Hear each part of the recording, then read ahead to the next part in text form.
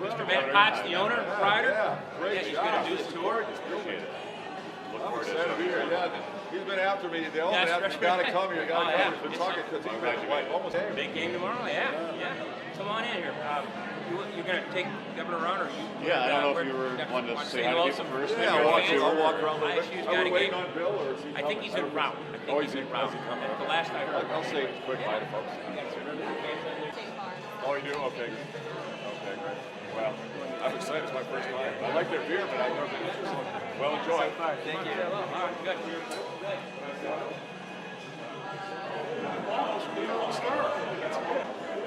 How you doing? Nice to see you. Enjoy your beer tonight. Nice to see you. Good. Awesome. So they got a full restaurant here, or is it sort of? I think it's more Can I say hi? Second one here. First time I felt short in this job. All right. Enjoy your burger. Thank you. Yeah, so Governor Matt can give you the details on. Started with the production brewery thing in 2013 after the first facility, about 2 years. Embarked on this rather large project. Supply the beer for those other locations? No, we actually brew there. We do send a little bit of packet beer from here over there. Most the brew pubs for most of their beer on site. Right. So yeah, we. All right. Enjoy your lunch today. How you doing? Chairman, when we get over there. I'm great. Well, we thank you for smiling. You're doing good. Stay strong. You're doing good. I got a 20 under the table. I'm going to sip here. I did the same thing with. Wow, is it birthday or? Right. Congratulations. Congratulations. What's the big day? 2 weeks. Oh wow. Wow, exciting. So that's why the governor came. It's okay. Can you come on over? Yeah, absolutely. So, She's like, thanks for coming this morning. Can we yeah. so let's get a picture of the whole table. Yes. The cameras. Nice to see you. That's pretty good. Is Gary McGady with you? What's that? Gary McGady with you? McGady? Asking about getting our beer as well. So from little normal Illinois, but we'll have beer around the world hopefully. So we're in about 22 states right now as far as distribution, and we'll be adding another 5 states or so this year. So Great. filling up this size. Wow. That'd be Really? more warehouse, cooler space, more oak barrel aging, and then more large event space. Wow. Wedding. Great. So Great. Now, is that a full-service restaurant, or? yes, it is. Okay. Yeah, it's not as big of a little bit, but we're finding that we're having to keep scaling it up because people are used to us having a certain having the same amount menu of as- food, yeah. and so that's been our challenge now is to catch up to ourselves almost a little bit. But our biggest fear when we opened this, we were afraid of cannibalizing our own restaurant business, so we really scaled it back a lot, and probably in some ways too much. But we'll be adding. Obviously, the focus here is primarily beer production.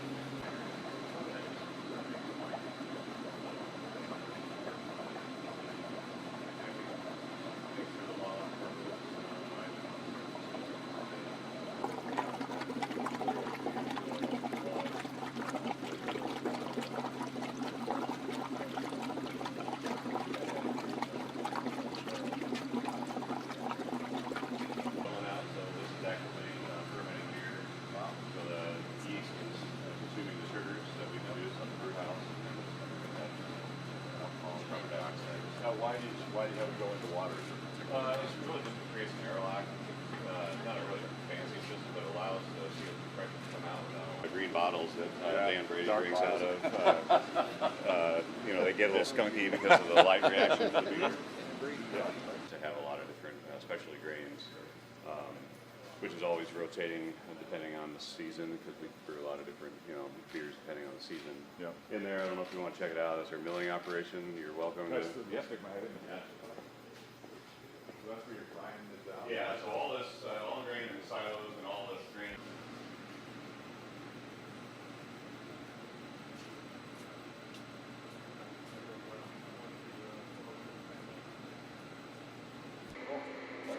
This is what they call an explosion-proof room. So if it explodes, it's only happened about 10 times. We just paint over the brewers that explode, and you'll never see it. We've only lost a few people.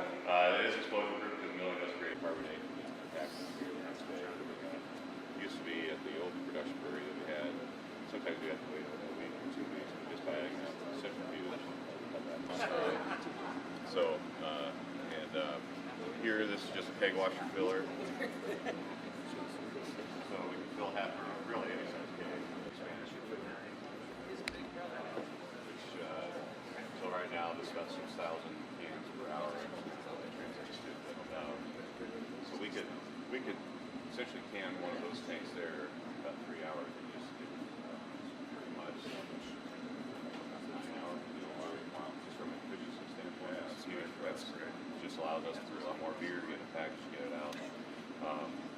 So essentially how this works, that's a depalletizer down there. So you can see like empty cans are all empty over there. Yeah, so we get shoved out on the conveyor. They go down to the twist rinser, get rinsed out with ionized air instead of water. It's more pure. Ionized particles. They get filled. Really, all the air gets sucked out of the can first. They get filled, and they get seamed, washed. We don't have that many short fills, so it's a very efficient system. So again, eventually this line will be able to do 200 cans a minute. We won't have to change any conveyors because we built those to handle 350 cans a minute. So just kind of building a lot of that growth into what we do, both space-wise and equipment-wise. All those tanks on the other side are called bride tanks. That's where we carbonate the beer right before packaging. So we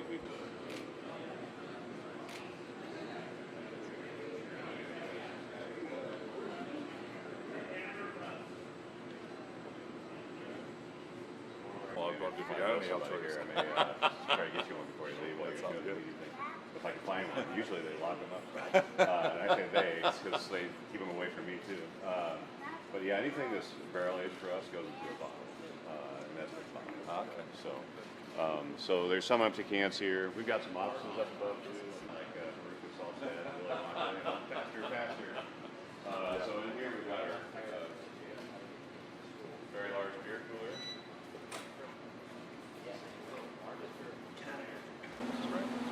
We can store about 270 pallets worth of beer in here, which is pretty good volume compared to the old brewery where we did about 90 or so. But you can never make perfect. That next building too is to build a large cooler. Maybe this is part of the general production space. So the key was the production was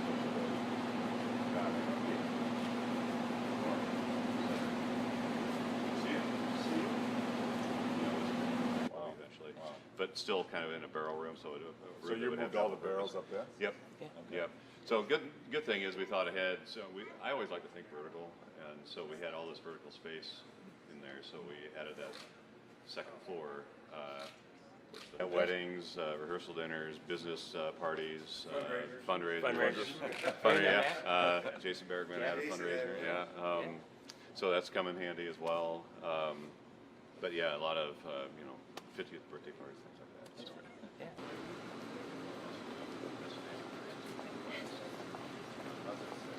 A lot of people from around here that come here and say, "Thank you." I feel like I'm on vacation, like I went to Colorado or California. You don't really expect to see something like this here. So, for a ground-up facility. Today is a pretty special day for us to be able to welcome Governor Rauner to our really brand new facility. To us, it's still brand new. To the state, it's still brand new. We just opened last May of 2017 to the public. We're shipping beer across the country in about 22 states and now around the world with beer that just arrived in South Korea in time for the Olympics. A lot of good things for Illinois to be excited about, and this facility is proof that growth still can happen in this state and will happen in this state. We're standing in a $15 million production brewery that we built because we do believe in the future of our business and the future of our business being in the Midwest in Illinois. Have a lot of people behind me to thank for allowing our brewery to grow this large and to change the laws to allow a brewery to grow this size and remove some of those production caps that were holding us down before. So with that, I'll introduce first Representative Dan Brady, who's been a help to us as well. So, thank you, Matt. Yep.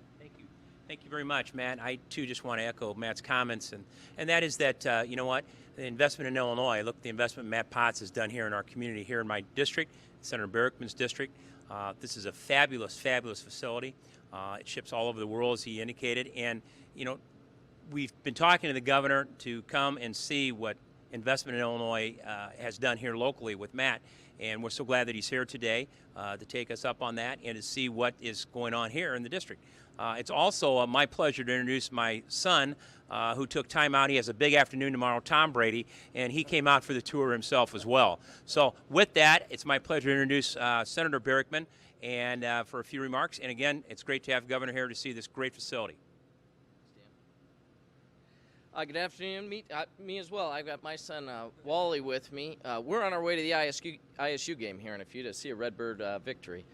I met Matt several years ago, and it was because a constituent of mine said, you know, there's this guy in town. He runs the Destihl restaurant in town, and he complains about the burdens that our state places on him and his ability to grow his business.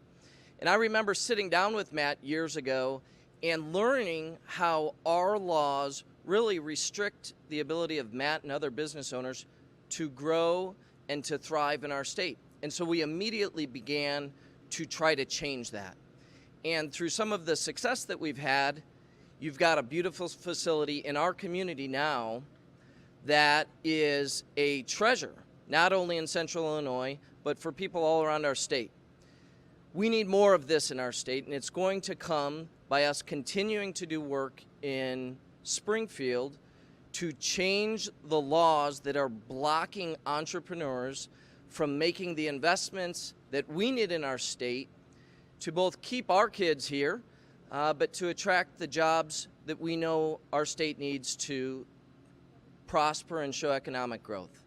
So I applaud Matt for his vision and for his willingness to persevere, and I applaud the governor for being here, seeing this great success story, and for the governor being part of the team that's in Springfield, leading the efforts to reform our state so that we can see more of this entrepreneurial activity, more pro-growth around our state, because we all know that that's job number one.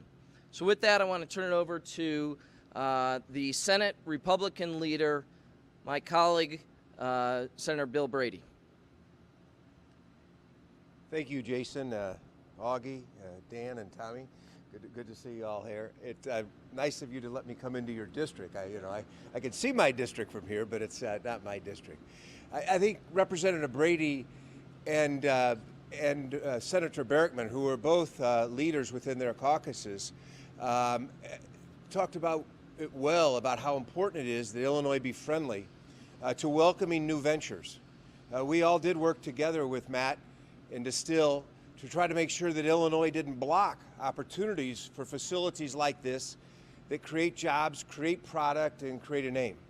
We haven't always done that. There are governors in this state that have not worked to bring reform to the state that allowed us to be at the forefront of growth in this nation. This governor, Governor Rauner, is not one of those governors. He has worked with his administration and his staff to do everything he can to make sure that Illinois is business friendly. And his success as being what I call our state's #1 salesperson has not only helped bring policies that allowed this, but bring things like Brand Industries to Central Illinois, Rivian Motors, and other things. Oftentimes the governor has to talk about the challenges, but he also talks very well about the successes and the opportunities in Illinois. So without any further ado, I'd like to introduce to you a person who I'm proud to serve with, who I know Representative Brady and Senator Berickman are proud to serve with, a person who's helping lead this state into the future, Governor Bruce Rauner.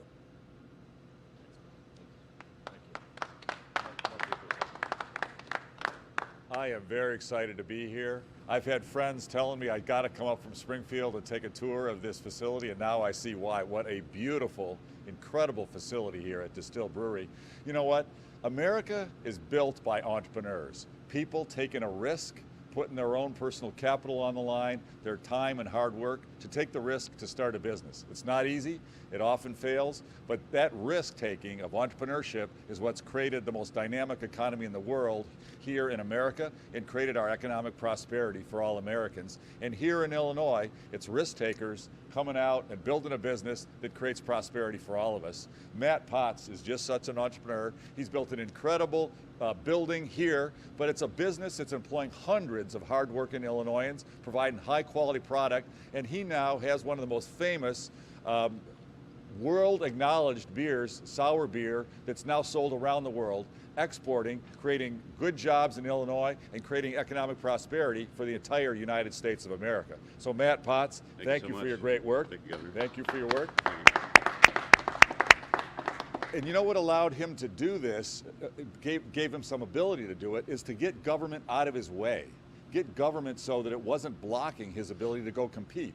We had regulations, we had restrictions, we had caps, we had limitations, and we eliminated most of those. Not all of them. Not all of them, but we eliminated a lot of them. And that's what we need to do in Illinois. If we get rid of our excessive regulations, let businesses thrive, let entrepreneurs take risk and get a return on their risk, and we'll create far more jobs. Unfortunately, Illinois has twice as many regulations on our businesses as the states around us. Many of these regulations are unnecessary. They're duplicative, they're unnecessary, they really just add red tape and restrictions and cost to businesses that could otherwise thrive. And too often our regulations force businesses to leave the state. So in order for them to compete, they need to move to Indiana or Tennessee or Texas or somewhere that has fewer regulations. We're honored that for the craft brewery industry, we've been able to eliminate a lot of the restrictions so that industry can grow. But we need to do the same thing in all sorts of industries, in manufacturing and in distribution and in retailing, in many sectors. That's what we're working to do every day. I created a competitiveness council for the state of Illinois my first year in office. That competitiveness council is working to cut all the regulations we can that reasonable. Obviously some regulations are necessary, but many aren't. Cut as many regulations as we can to free up the entrepreneurial spirit of the hardworking Illinoisans. Frankly, with our workforce, with our location, with our transportation network, with our incredible education system, including the wonderful Illinois State University right here in Normal, we have all the basis to boom economically. There's only two reasons that we're not booming economically: regulations that are excessive and taxes that are too high. That's the only two reasons. We have every other reason to boom. So what we're doing in our administration, working every day, bring down the tax burden, bring down the regulatory burden, and free up great entrepreneurs to build businesses. Then we'll be recruiting a lot of companies to come here, like Brandt Industries, like Rivian Motors, like Amazon, like General Mills. Companies want to come to Illinois because of all our attributes. If we can reduce the regulations and the taxes, we'll bring more companies here, and we'll free up native Illinoisans who were born and raised here and want to stay in Illinois. They could build their businesses here and not have to leave in order to find their success. That's what it's all about. And with that prosperity of more economic growth, then we'll have the money to have balanced budgets. Then we'll have the money to properly fund our schools. Then we'll have the money to support our human services for our most vulnerable. It all starts with strong economic growth, helping free enterprise and entrepreneurs build their businesses. That's what we're here to celebrate. Again, thank you to Matt Potts. Thank you for building this incredible facility and now being in 3 locations here in central Illinois, all across McLean County. Keep up the great work, and we look forward to helping you further. So much. Thank all you. right, thank you. Thank you. With that, we'll open up questions on economic growth and about Destihl, and then we can also take a break and talk about other things. Any questions about Destihl or the economic growth? You mentioned dropping property taxes and about how that will bring more people. No, it's a great question. Thank you for asking that. Education is the most important priority for our tax dollars. Nothing's more important than education. How do we do that? By having the state step up and do more. Our state government has not been doing its fair share of funding our schools. Before I became governor, 4 times in the prior 10 years, the General Assembly under Mike Madigan's control had cut school funding from the state. Since I became governor, we've added $1.2 billion more from the state to our local school districts. We now have record funding so that we can support our schools and take off some of the pressure on our property taxes. That's number one. Number two, we're advocating for more efficiency in government. We have 7,000 units of local government in Illinois, far more than any other state. That's bureaucracy cost that takes money away from our schools and our taxpayers and puts it into expensive, redundant, bureaucratic government. If we empower local voters to shrink their layers of government, do shared services, and get the mandates from Springfield off of local government, we can shrink that cost, and then that's more money that can be put into our schools. Some central Illinois educators note that you took partial credit for the school funding formula bill, yet veto part of it. They say that it's less than full voice support for education. What's your response to that? Well, I'm not sure. So if you're referring to the 444, is that the mandatory veto? Yeah, so I'll say a couple things. First, the education funding reform that we did last year, historic. It's wonderful progress for the state of Illinois. Thanks to Senator Barrickman and many other leaders, done on a bipartisan basis. Our administration, we led the effort to get historic education funding reform. Record amounts of money, but more equality across the school systems, and more money especially for lower income districts and rural districts and small districts that don't have the resources. So this is wonderful. Now, it's not perfect. We'll need to work to improve it. What we found is that the bill had some flaws in it. It wasn't drafted exactly the way that we had agreed. And so a trailer bill, as they call it, an amendment bill was passed called 444, or was introduced. I supported that change, but they also left off some other mistakes in the bill that didn't allow certain schools who could qualify for the tuition tax credit scholarship program, didn't allow them to participate, even though we'd all agreed that they could. So I did an amendatory veto to try to include those schools, but some folks came to me and said, well, that's an amendatory veto is one way we could do it. The General Assembly has another idea. We could get those schools in a different way, and we negotiated another way around, and I said, fine, then ignore my mandatory veto, let's do 444, and let's get the schools included another way. Question. So we want to work to bring down the cost of tuition for higher education. We have tuition costs that are some of the highest in America for our state universities. In order to do that, we need to do several things. We do need to increase state support for our schools, but very importantly, we need to help our schools lower their costs. We put a lot of burden on our university system. High pension costs, high regulatory burdens, great deal of bureaucracy. Unfortunately, our state universities often end up looking a lot like state government, very inefficient, a lot of overhead, a lot of bureaucracy. If we can help them reduce that with pension reform and with mandate relief, we can bring down that cost, and then the money can go in the classroom with the students rather than to an expensive bureaucracy that forces tuition up. So that's what we're trying to do as well. So with the state having $1 to $3 million of debt, how do you plan on creating a balanced budget with no significant revenue growth coming in? Yeah, it's a great question. So we're going to introduce our budget in about a little less than 2 weeks. You'll see, I don't want to get too far ahead, you'll see the detail when we bring it in. It'll be balanced. It will live within our means, and we'll show some reforms where we can begin the process of reducing our income tax burden. An income tax was put on at a higher rate last summer. I vetoed it, but I was overridden.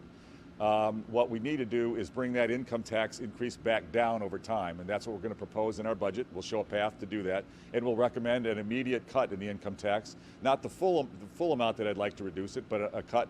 I'd like to bring it down each year for the next 4 years, back down to 3%, where the income tax used to be years ago. I'd like to bring it back down there. If we can bring the income tax back down so entrepreneurs aren't hurt by the high taxes, and if we can bring down our property taxes so entrepreneurs and working families aren't so hurt, we'll have a lot more companies coming here and a lot more good paying jobs and higher family incomes. Any other? Is this on more economic growth? Yes, did you have one? Yeah, on your state of the state, you mentioned the Future Energy Jobs Act. Uh-huh. You didn't mention anything about the amount of solar energy getting in the state. Do you have any comment on that? I didn't comment about solar energy? Solar energy, starting over the state. Well, so in order to grow Illinois' economy and create more good paying jobs, I believe it's important we have every energy option available to the people of Illinois.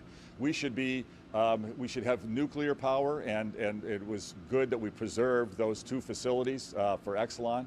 We should have solar, wind, other renewables. We should also have traditional energy sources, Southern Illinois especially, strong source of traditional energy, and we should be supportive of that too. We should have every energy option.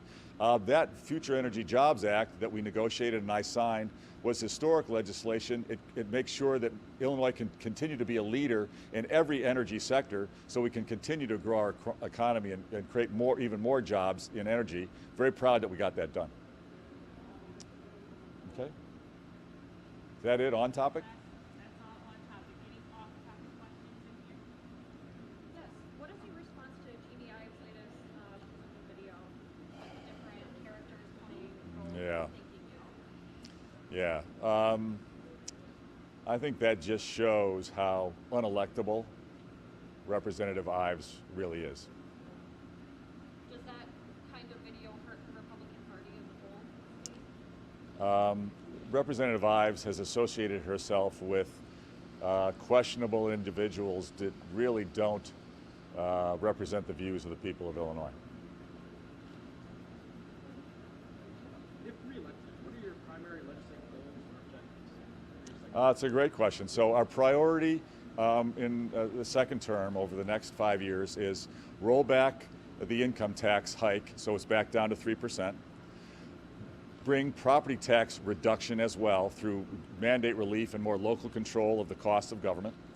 Third, get more good paying jobs by getting regulatory relief. Just like Destihl Brewery, you heard the story. This business is booming, and it's because we got regulations off. We need to do this in every sector of the economy. Illinois will boom because we've got great people and great location. So regulatory relief to grow more jobs. And then finally, we've got to end the corruption, the self-dealing in our government. There are many initiatives we've got underway to do it, but the best way to do it, I believe, is to get term limits on elected officials. So folks aren't in office to make money in a career. They just be public servants for a few years and then leave. So we're advocating for term limits on all elected officials. Those are the 4 priorities for a second term.